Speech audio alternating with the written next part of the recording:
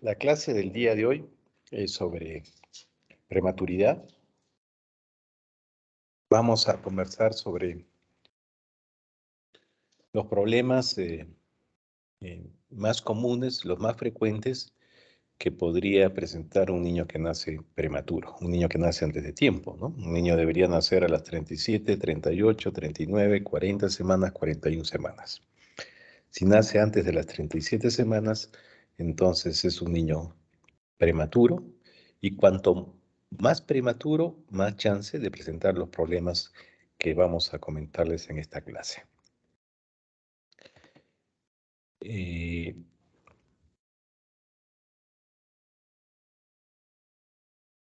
Hay varias clasificaciones de la prematuridad. Ay, perdón. Se me salió. Según la edad gestacional, los prematuros se pueden clasificar en prematuridad tardía, prematuridad extrema, inmaduros. Según el peso, los clasificamos si están por debajo de 2.500 gramos, menos de 1.500 gramos o menos de 1.000 gramos. Hablamos de prematuro tardío, aquel prematuro de 35 y 36 semanas de edad gestacional. No lo he puesto acá en la tabla. Prematuro intermedio es aquel que tendría 34, 33, 32, 31, 39 semanas, 29 semanas. Y prematuro extremo es aquel que tiene menos de 28 semanas. Y recién nacido inmaduro, para algunos lo clasifican aquel prematuro con una edad gestacional menor de 26 semanas. Según el peso, hablamos de bajo peso, cuando son niños que tienen un peso menos de 2.500 gramos, recién nacido de muy bajo peso, cuando el peso está por debajo de 1.500 gramos, y recién nacido de peso extremadamente bajo, cuando el peso está por debajo de 1.000 gramos.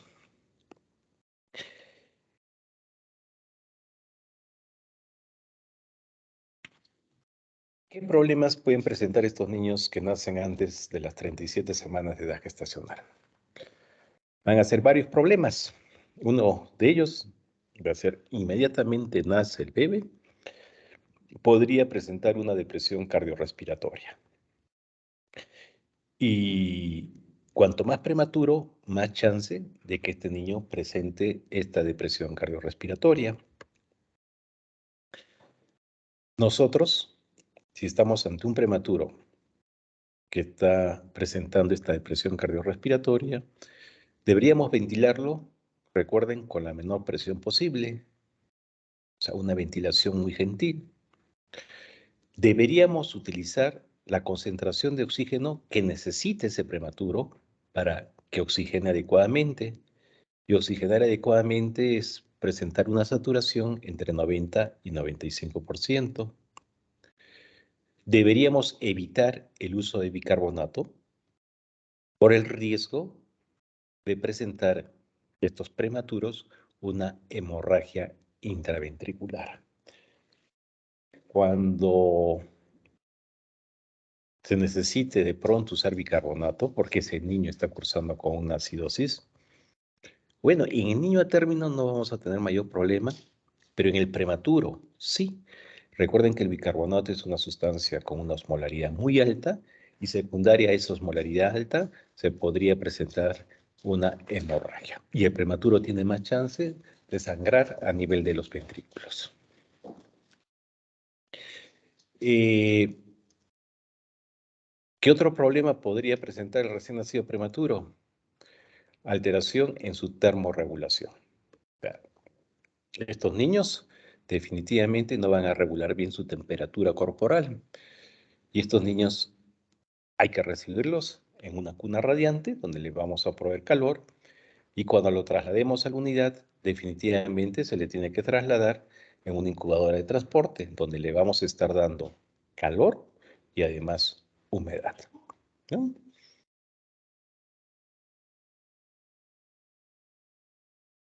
Los prematuros tienen una epidermis poco desarrollada y Al tener esta epidermis poco desarrollada, obviamente van a ser susceptibles a infecciones, van a ser susceptibles a presentar erosiones y van a tener mayores pérdidas insensibles que un recién nacido a término. Por eso es importantísimo utilizar incubadoras que nos permitan dar alta humedad. A estos prematuros pequeñitos se le da 100% de humedad.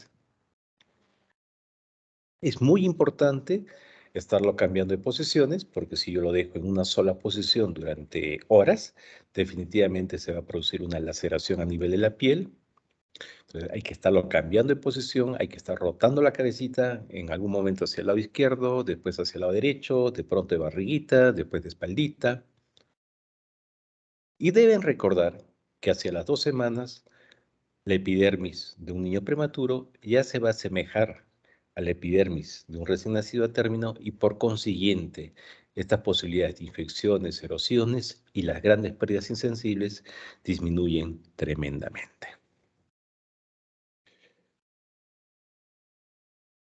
¿Qué otro problema me puede presentar un niño prematuro?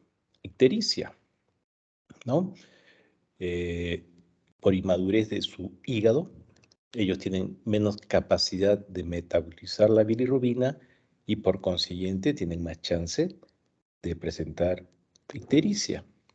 Entonces, en las unidades, en general, cuando nace un niño prematuro y tiene un peso menor de 1500 gramos, muchas unidades ya empezamos con fototerapia, ni bien nace el bebé. Algunos lo hacen cuando este recién nacido prematuro tiene un peso menos de 1000 gramos. Nace y de entradita ya estamos poniendo fototerapia porque sabemos que este niño seguramente se le va a incrementar la bilirrubina. Y como ya conversamos en alguna clase teórica, creo, de pediatría 1, ya saben ustedes que el incremento de bilirrubina tiene un chance de afectar el neurodesarrollo, ¿no? La bilirrubina puede atravesar la barrera hematoencefálica, impregnarse en el sistema nervioso central y causar un daño irreversible. Trastornos metabólicos, hipo e hiperglicemia.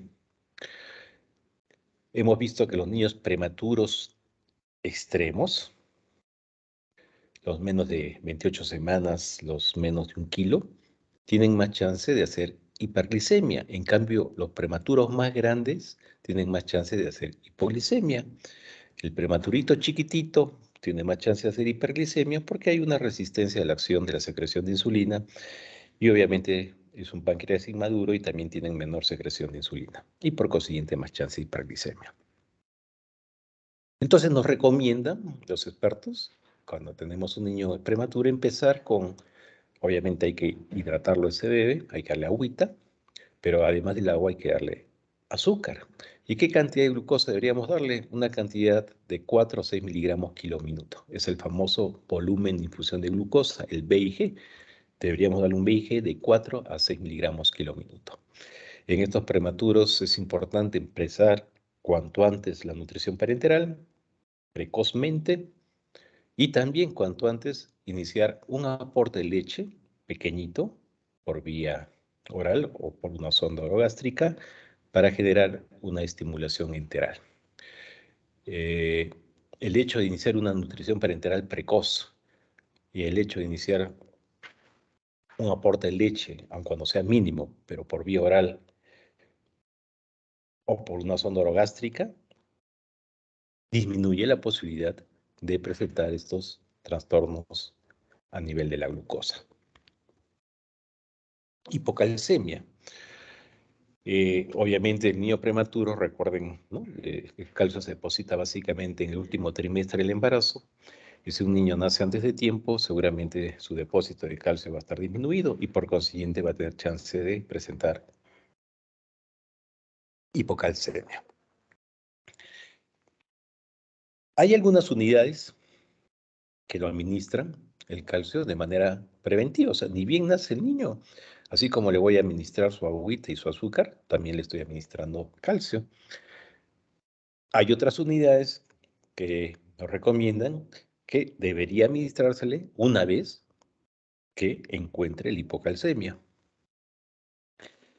Finalmente, cada unidad, ¿no? Los médicos que traen una unidad, hacen sus protocolos y lo importante es cumplir el protocolo. En el caso de nuestra unidad, nosotros lo administramos de manera profiláctica. Desde que nace, no esperamos que nos haga hipocalcemia, ya le estamos administrando su calcio. Se recomienda administrar el calcio por una vía central. Hay que tener cuidado de administrarlo por una vía periférica. Lo podrían hacer, pero si lo hacen, siempre vigilando esta vía. Porque si se infiltra esta vía y el calcio se extravasa, les va a generar una quemadura terrible a nivel de la piel. ¿Ah? Entonces, es por eso que muchas unidades, cuando administran el calcio, prefieren hacerlo a través de una vía central, donde vas a tener menos chance de una infiltración. Y siempre que se administre el calcio, tenemos que controlar la frecuencia cardíaca, porque el calcio nos puede producir bradicardia, una disminución de los latidos cardíacos. Si uno ve que administrando el calcio, el gluconato de calcio, por vía endovenosa, la frecuencia cardíaca baja a menos de 100, bueno, lo prudente es suspender esta administración de gluconato de calcio. Nos va a dar problemas a nivel de la hidratación. Tenemos que hacer un buen balance hídrico. Recuerden ustedes que es normal que un prematuro pueda perder un 2% de peso diario. Y el prematuro más pequeñito extremo podría presentar hasta una pérdida del 3% diario, llegando a un total en el prematuro no extremo de un 10% de pérdida de peso y en el prematuro extremo hasta una pérdida del 15%. Eso es lo fisiológico, tiene que perder esa cantidad de líquido. En los primeros 5 a 7 días debe haber una disminución del peso. Si ese prematuro en los primeros días más bien se incrementa de peso, significa que le estoy dando mucho líquido, y si pierde más peso de lo que debería perder, definitivamente ese prematuro se está deshidratando. Entonces es muy importante para hacer el balance hídrico el peso, ¿no? En las unidades de NEO ustedes van a ver que a los niños se les pesa todos los días y a veces incluso hasta 2 veces al día. Entonces tenemos que evaluar el peso para tener una idea de cómo está su estado hídrico. Y también nos va a ayudar para ver cómo está ese estado hídrico el dosaje de sodio. Si ese sodio está aumentado, seguramente significa que me estoy quedando corto de líquido. Y si al contrario ese sodio está disminuido, seguramente significa que le estoy dando mucho líquido. Estos prematuros, si están recibiendo fototerapia, ya les he dicho que los pequeñitos de manera profiláctica lo reciben. Si están en una cuna radiante, bueno, eso definitivamente nos incrementa las pérdidas insensibles y seguramente tengo que darle más líquido de lo que habitualmente le daba. En general, cuando un prematuro tiene un flujo urinario menor de 0.5 mililitros kilo, aquí cometí un error, aquí es kilo hora, no día, kilo hora, y está con un dosaje de sodio por encima de 150 equivalentes por litro, seguramente significa que le estoy dando menos líquido de lo que realmente necesita este bebé. El flujo urinario normal en un recién nacido, ya sea término o prematuro, es de 1 a 3 mililitros kilo hora. De 1 a 3 mililitros kilo hora. Problemas a nivel de los electrolitos. Sí, también nos puede presentar los prematuros. En general, miren, este es un concepto de años atrás y esto como que un poquito está cambiando. Pero ustedes van a revisar sus textos y van a ver que nos dicen, mira, un prematuro, el primer día de vida necesita electrolitos, sodio, potasio, cloro. Nos dicen que no. El segundo día de vida seguramente sí va a necesitar, pero ¿qué electrolito? Seguramente sodio. Y podríamos darle de 1 a 2 mil equivalentes kilo día. El tercer día podemos incrementar ese aporte de sodio de 2 a 3 mil equivalentes kilo día. Y también ya le podríamos dar potasio. Eso es lo que clásicamente está en los libros y los residentes de pediatría, de neonatología han aprendido. El primer día de vida solamente doy agua con azúcar. El segundo día de vida doy agua con azúcar y además sodio. Y el tercer día le doy agua con azúcar, sodio y potasio. Y en el prematurito extremo, en aquel que tiene un peso menos de 1 kilo, incluso se posterga el aporte de sodio hasta el tercer día de vida. Pero finalmente, ¿qué es lo que nos dicen en la actualidad? Miren, si bien es lo habitual que el niño el primer día de vida no necesite electrolitos, pero si yo hago un control de electrolitos y en este primer día de vida encuentro un sodio bajo, un potasio bajo, oye, significa que tengo que administrarle estos electrolitos. O sea, finalmente lo que va a mandar es la cantidad, la medición de estos electrolitos en sangre. Es verdad, el primer día la gran mayoría pedimos estos medición de sodio y potasio y vemos que está dentro normal. Seguramente lo necesita. Pero si encontramos valores bajos, sí o sí tenemos que administrarle estos electrolitos.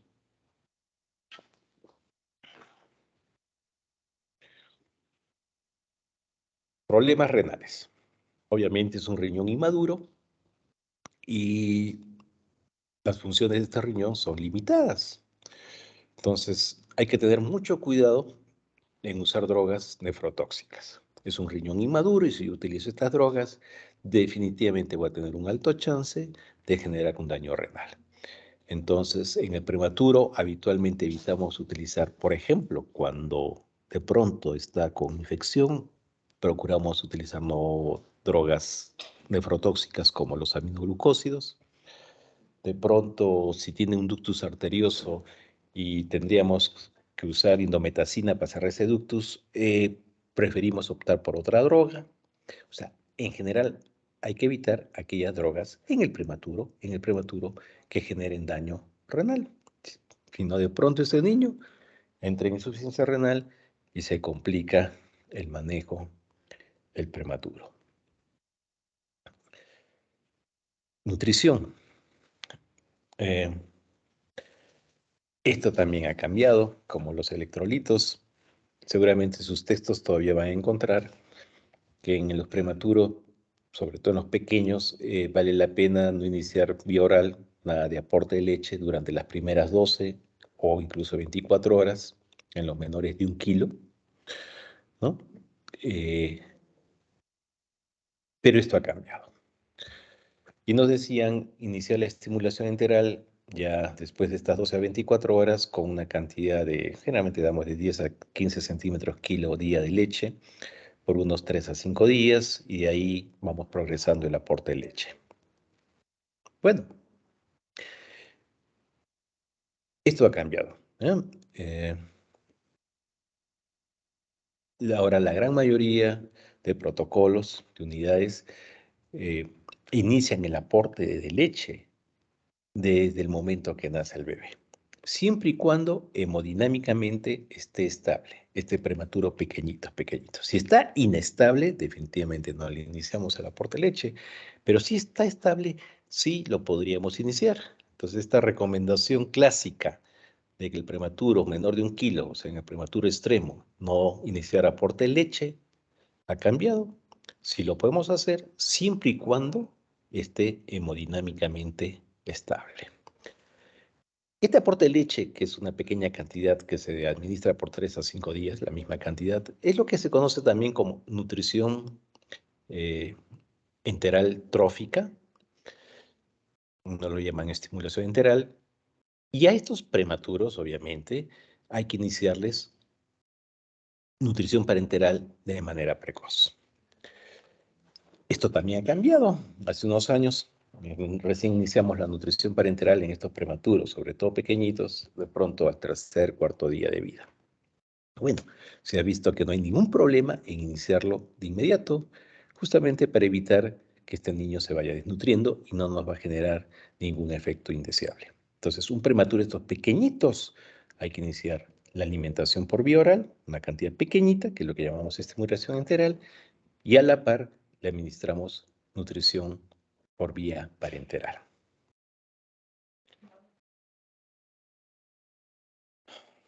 El prematuro nos puede hacer problemas respiratorios. ¿Qué problema respiratorio puede presentar el prematuro? El prematuro menor de 34 semanas de edad gestacional. El prematuro de 35, 36 es muy poco probable que nos haga una membrana hialina. El menor de 34 sí, y cuanto más prematuro, más chance de presentar este cuadro de membrana hialina. La membrana hialina, ustedes ya saben que es una enfermedad que se produce por deficiencia surfactante, y ustedes saben que el surfactante es una sustancia que está secretada por los neumocitos tipo 2, que va a recubrir todo el alveolo, va a impedir que este alveolo se colapse, y al impedir que el alveolo se colapse, pues permite el intercambio gaseoso. Si no hay surfactante, ese alveolo se colapsa y no hay manera de que entre aire al alveolo y no hay manera de que se realice el intercambio gaseoso. Bueno, ¿cómo podemos ayudar o disminuir la posibilidad de que un prematuro haga una enfermedad de membrana hialina? Administrando corticoide prenatal. El corticoide prenatal hemos visto que induce la secreción de surfactante a nivel de los neumocitos tipo 2. Entonces, ya están los protocolos bien establecidos donde nos dicen que un prematuro menos de 34 semanas, el ginecostetra le debería administrar su corticoide prenatal para inducir la maduración pulmonar, e induciendo la maduración pulmonar vamos a tener un chance disminuido de que este prematuro presente membrana hialina. Bueno, pero si pese a haber administrado el corticoide prenatal, el niño finalmente hace este cuadro de membrana hialina, este cuadro de dificultad respiratorio, felizmente tenemos surfactante, surfactante natural y surfactante artificial. Y este surfactante, cuando se administra en las primeras horas, 2 horas de vida, que es donde va a tener mayor efectividad, se le llama, en sus libros va a encontrar el tratamiento de rescate precoz, y cuando se administra entre las 2 a 6 horas de vida, se le llama tratamiento de rescate tardío. Obviamente, cuanto antes lo administre el surfactante, la respuesta va a ser mucho mejor. Entonces, lo ideal es procurar dárselo al prematuro que está presentando este cuadro de membrana hialina cuanto antes, en las primeras 2 horas de vida. Hace unos 10 años atrás, también nos recomendaban algunos expertos que un prematuro extremo, o sea, que el de 1 kilo, aquel menor de 28 semanas, tenían una alta probabilidad de presentar membrana hialina, y entonces, ¿qué deberíamos hacer? Ni bien nacía, deberíamos administrarle su surfactante. Es lo que llamábamos el surfactante profiláctico. Bueno, en este siglo XXI, esta práctica se ha visto que no es la más adecuada. ¿Por qué? Porque el surfactante tiene también posibilidades de efectos indeseables. Dentro de ellos podría generarnos una hemorragia pulmonar. Y entonces este niño que se lo administramos de manera profiláctica, de pronto hacía esta hemorragia pulmonar y el bebé se moría.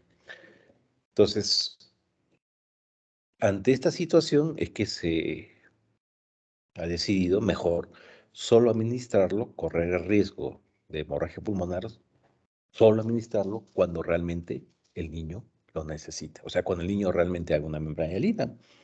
Doctor, pero es que no todos los prematuros hacen membrana hialina. Sí, seguramente la mayoría, pero no todos lo van a hacer. De pronto, con la administración de corticoide prenatal, que podría ser dexametasona o betametasona, logramos la maduración pulmonar y este niño no va a hacer esta enfermedad de membrana hialina. El prematuro también tiene chance de presentar apnea. ¿Y cómo definimos la apnea?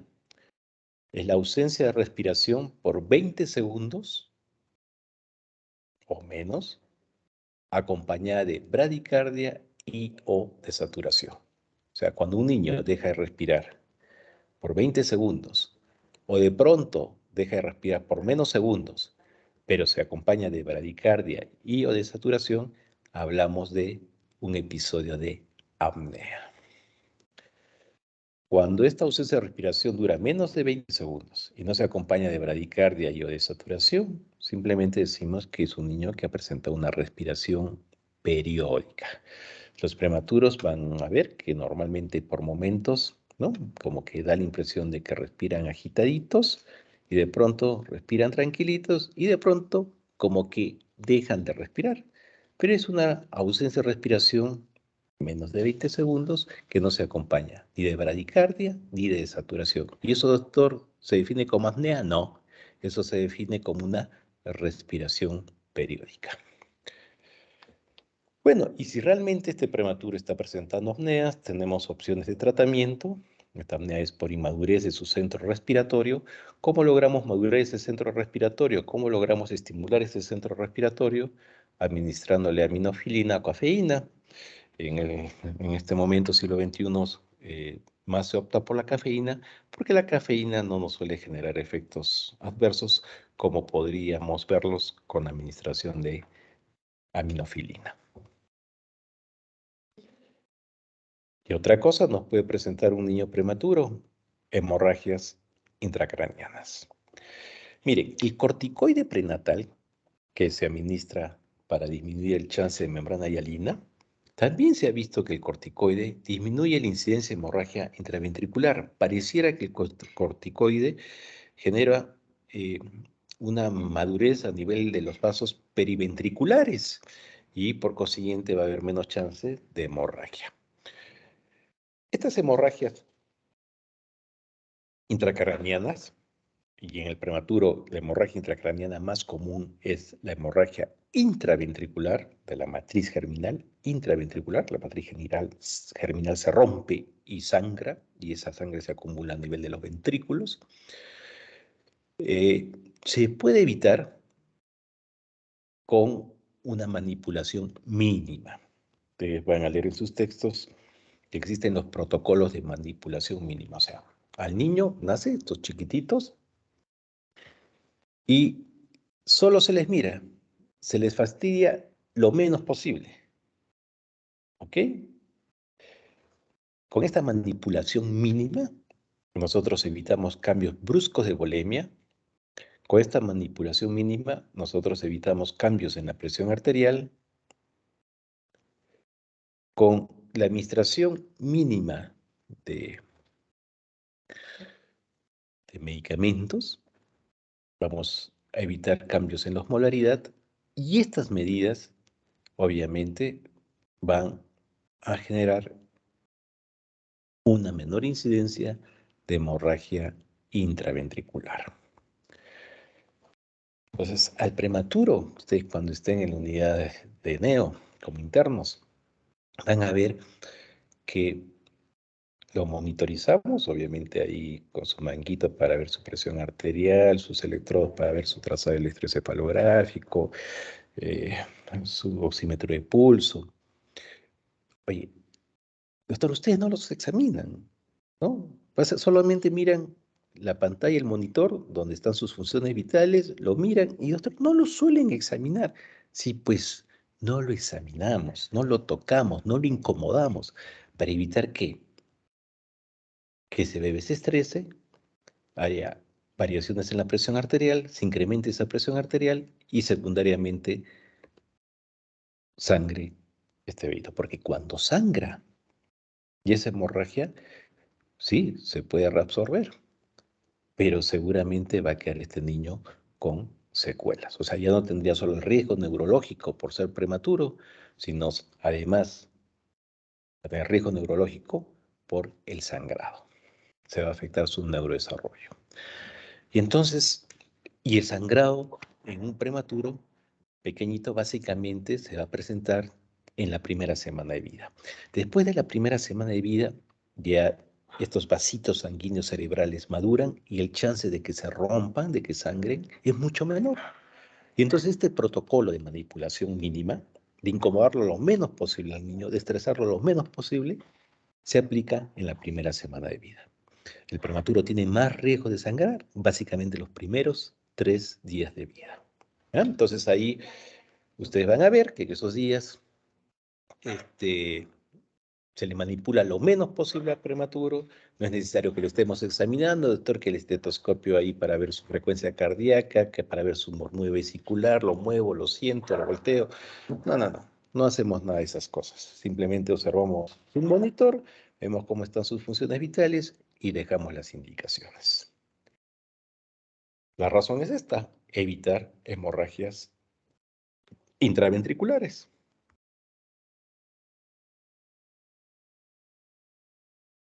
Ductus arterioso.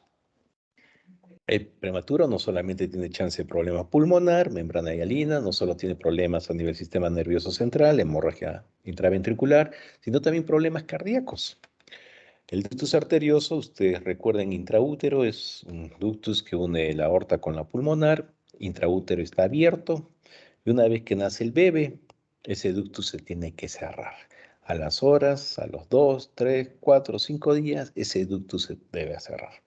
Pero en el prematuro puede ocurrir que este ductus no se cierre y entonces estamos ante un ductus arterioso persistente y eso me va a generar un compromiso hemodinámico. ¿Cómo vamos a tener menos chance de que este ductus permanezca abierto? Bueno, haciendo un manejo cuidadoso de líquidos, hemos visto que si se da mucho líquido, más del que necesita, se incrementa la posibilidad de que ese ductus no se cierre. Y entonces hay que hacer en los prematuros un buen balance hídrico, darle la cantidad de líquido que realmente necesite, ni menos ni más, sino lo que realmente necesite. Y si finalmente hace este ductus arterioso, tenemos varias drogas. Yo les he puesto acá la indometacina, que fue la primera droga que se utilizó para el cierre del ductus arterioso, pero tenemos otras ya en nuestro medio. Antes solo teníamos la indometacina, por eso se las mencioné. Acá voy a actualizar esta diapositiva. Ya tenemos nuestro medio ibuprofeno, que también se puede utilizar para el cierre del ductus arterioso, y también miren el paracetamol, ¿no? Que ya hay nuestro medio por vía endovenosa y se le podría utilizar. Y tienen la ventaja, el ibuprofeno y el paracetamol versus la indometacina, que producen menos efectos indeseables. A nivel del tracto gastrointestinal, pues el prematuro tiene mayor chance de presentar una enterocolitis necrotizante.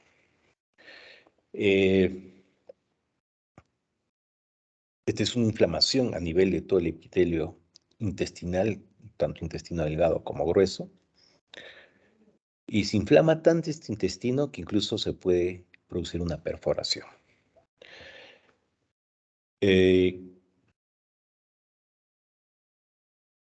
Dándole al niño solo leche materna, las posibilidades de enterocolitis necrotizante se disminuyen al mínimo.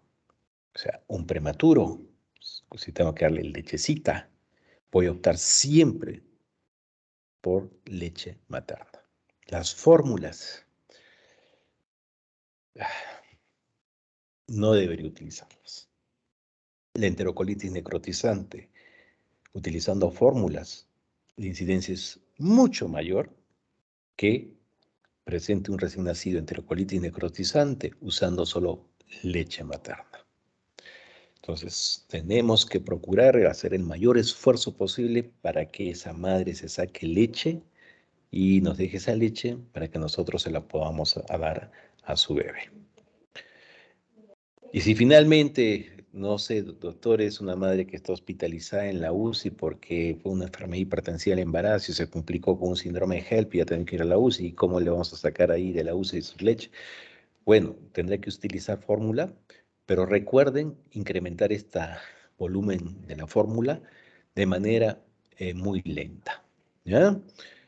No entusiasmarnos en de pronto un día le doy 5 centímetros y como me lo toleró bien, al día siguiente le doy 10 y al otro día 15, no, mejor un aumento progresivo y ya hay tablas, van a ver en las unidades, de cuánto de volumen debería incrementar por día dependiendo de la edad del recién nacido, ¿no? La edad gestacional y también de acuerdo al peso. Bueno, y la enterocolitis necrotizante, ¿cuándo deberíamos sospecharla? Cuando este prematuro está con residuos biliosos, está distendido, una distensión abdominal y presenta deposiciones con sangre. Esta es la tríada clásica de una enterocolitis necrotizante. Cuando tenemos estos síntomas, la verdad que en el servicio todos nos estresamos, porque estos niños con enterocolitis, como les digo, muchos de ellos terminan perforándose. Hay que entrarlos a sala, cerrar esa perforación, y cuando ocurre esta perforación, la posibilidad es de muerte son bastante altas. Infecciones. Obviamente un prematuro tiene un sistema inmune menos desarrollado que un niño a término y por consiguiente es más susceptible a infecciones, sí es más susceptible a infecciones, ¿no?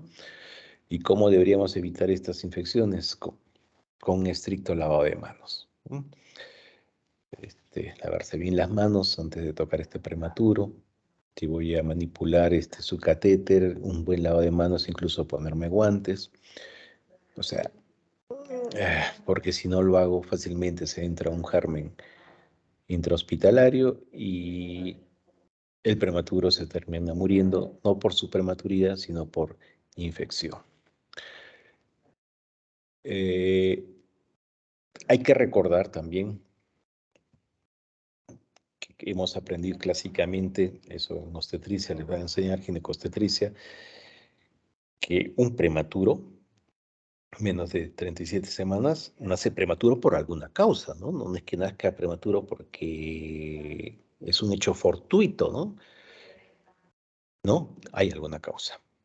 En los estudios se ha visto que en un tercio aproximadamente de los prematuros la causa es una enfermedad hipertensiva en el embarazo y eso desencadena el trabajo de parto. Otro tercio de prematuros nacen antes de tiempo porque hay un problema infeccioso. Y nos decían que había otro tercio donde no se encontraba ninguna causa. Bueno, en la actualidad nos dicen que ese tercio donde no se encuentra ninguna causa, seguramente la causa es una bacteremia, una infección. Entonces, en unidad tenemos un niño prematuro, cuando claramente sabemos que es un prematuro, porque la madre está cursando con hipertensión, con una enfermedad hipertensiva en el embarazo. Bueno, sí, pues no le administramos antibiótico.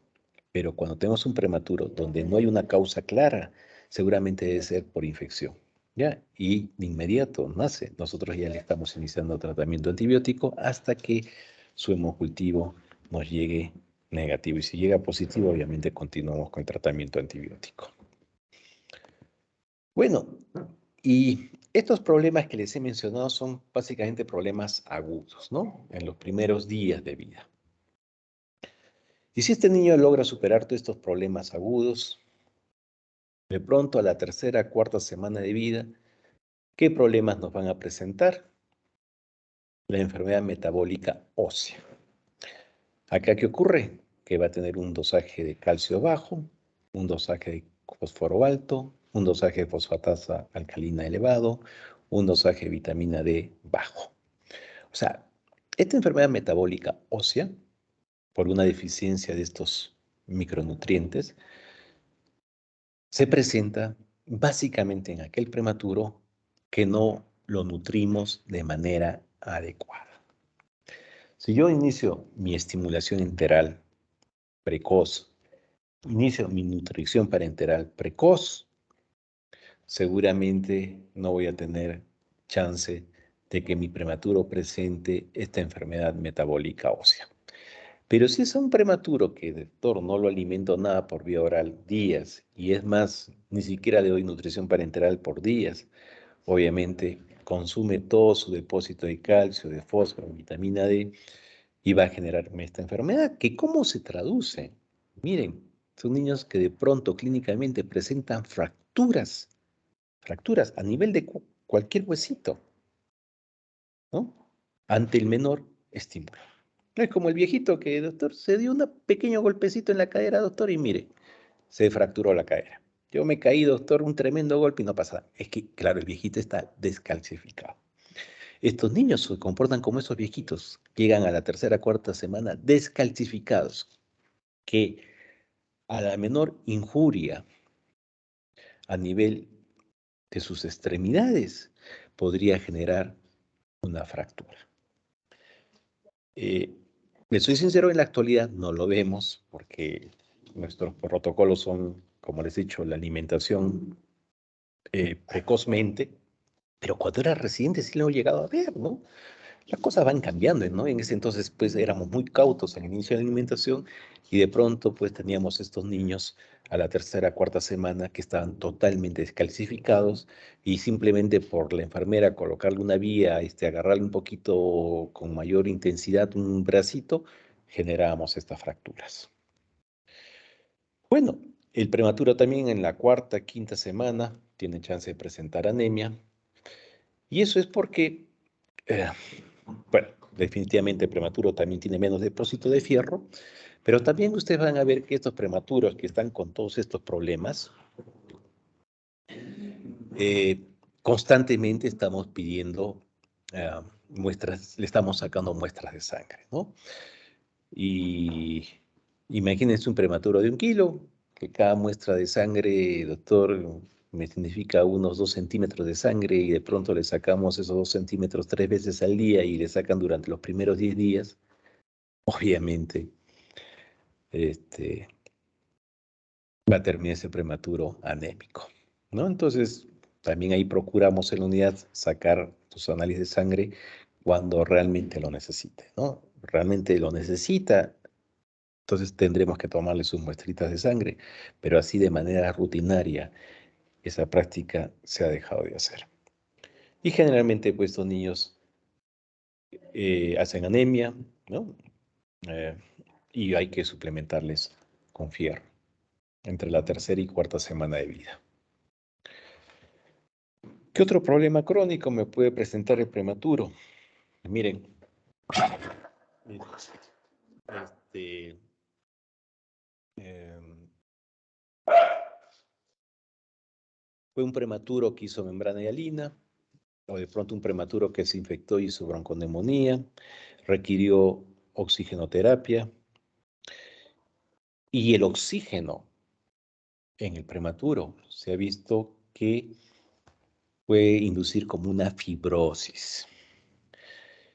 Y secundaria a esta fibrosis se queda dependiente de oxígeno. Y entonces, doctor, ya no tiene ningún problema de bronconeumonía, obviamente ya no tiene membrana hialina, pero mire, doctor, está en su cuarto o quinto día de vida y es un niño que necesita oxígeno. Le quitamos el oxígeno y desatura. Bueno, ese cuadro de dependencia de oxígeno por fibrosis se le conoce como displasia broncopulmonar. Para evitarlo, debemos administrar estos prematuros cuando necesiten oxígeno, una cantidad suficiente para evitar que sature menos de 90, sí, para que no haga hipoxemia, pero no darle más de lo que necesita. ¿Y cómo me voy a dar cuenta yo que le estoy dando más de lo que necesita si ese B satura por encima del 95%? Doctor, estás saturando 96, 97, 98, 99, 100%. ¡Qué bueno! Todos contentos. No, no, no es bueno. Le estás dando mucho oxígeno y ese oxígeno le va a pasar factura.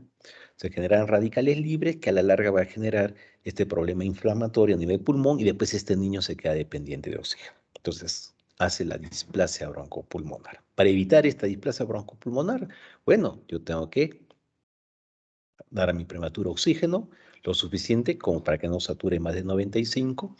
Y si está en ventilación mecánica, también tengo que evitar darle parámetros ventilatorios altos, no darle mucha presión inspiratoria, no darle mucha presión expiratoria al final de la expiración, no generar mucho volumen corriente, porque hemos visto que el exceso de presión, el exceso de volumen corriente, genera también daño a nivel de la vía aérea, se genera un barotrauma y un volutrauma, y secundario este barotrauma y volutrauma, el niño va a presentar también displasia broncopulmonar. O sea, en la displasia broncopulmonar no solamente tiene que ver el oxígeno, ¿sí? Juega un papel importantísimo, pero también en generar esta displasia tiene que ver la presión con lo que lo ventilo este bebé, a veces son presiones muy excesivas, y el volumen corriente que genero con el ventilador, que a veces es muy elevado, y se genera este trauma. Y finalmente, el otro problema crónico que puede presentar el prematuro, estoy en la cuarta, quinta, sexta semana, es daño a nivel de la retina. El exceso de oxígeno me puede generar este daño a nivel de la retina, genera una proliferación anormal de los vasitos a nivel de la retina y esto genera un desprendimiento de la retina y el niño se podría quedar cieguito. Entonces, para evitar ese riesgo, si ese prematuro necesita oxígeno, ya saben, darle lo suficiente para que sature entre 90 y 95%. Evitar que sature por encima de 95%. Estos niños prematuros, a veces para evitar este riesgo de pérdida de la visión, hay que operarlos. De rutina, siempre les hacemos una evaluación oftalmológica a la cuarta semana de vida para ver cómo está desarrollando su retina. Y ahí nos damos cuenta si le dimos más oxígeno de lo que necesitaba o si lo manejamos adecuadamente. Entonces, ustedes van a ver en las unidades de neo cuando estén internos que las alarmas para ver la oxigenación en los recién nacidos están reguladas para sonar cuando sature menos de 90 y suenan cuando sature más de 95%. ¿Ah? En un niño grande, obviamente, eso no ocurre en un adulto tampoco, ¿no? Qué bueno que sature 100%, doctor, lo felicito, sí, te felicito. Pero en un prematuro, el saturar por encima del 95% significa que le estás dando mucho oxígeno, está produciendo muchos radicales libres y esos radicales libres dañan pulmón y dañan ojito.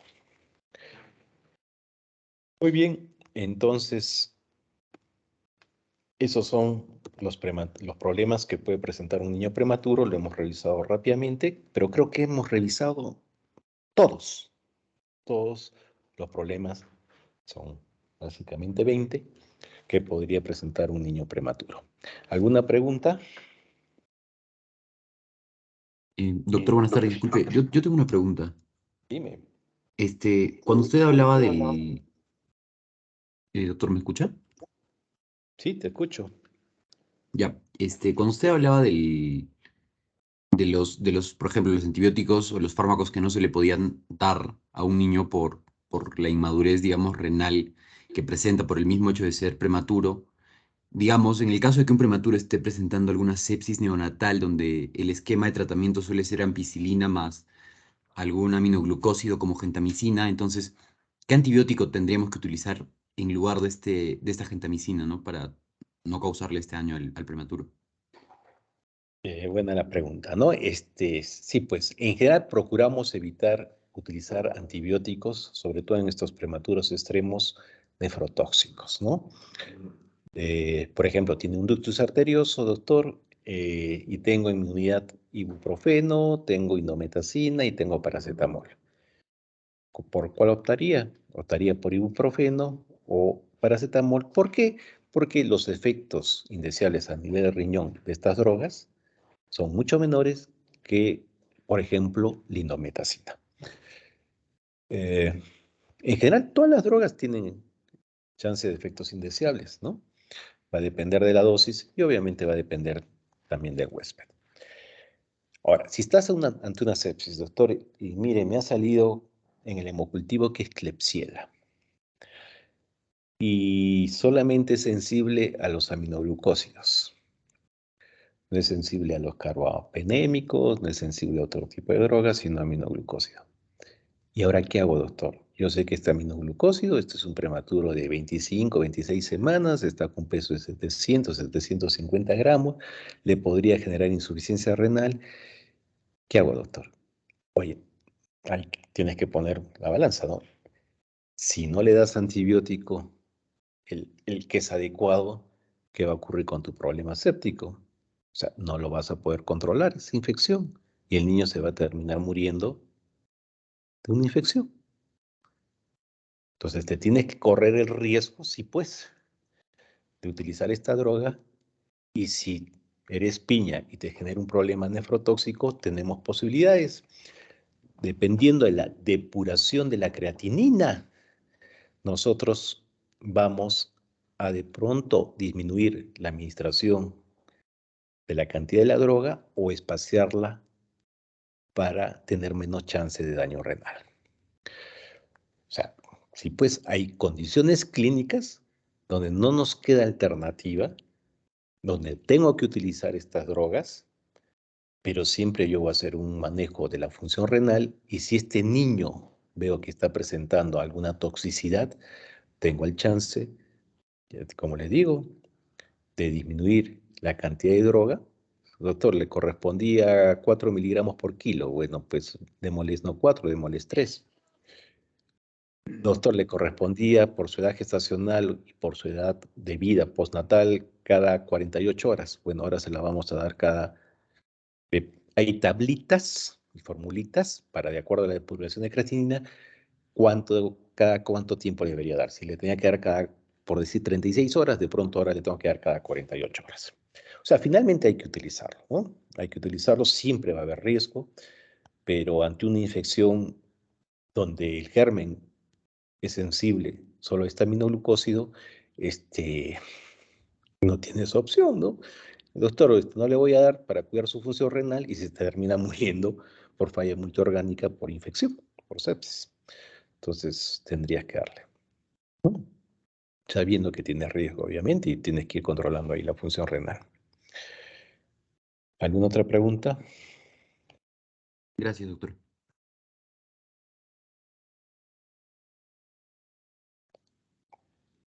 Muy bien. Entonces, conmigo creo que hemos terminado las clases. Y si tuviesen alguna duda en alguna de las clases,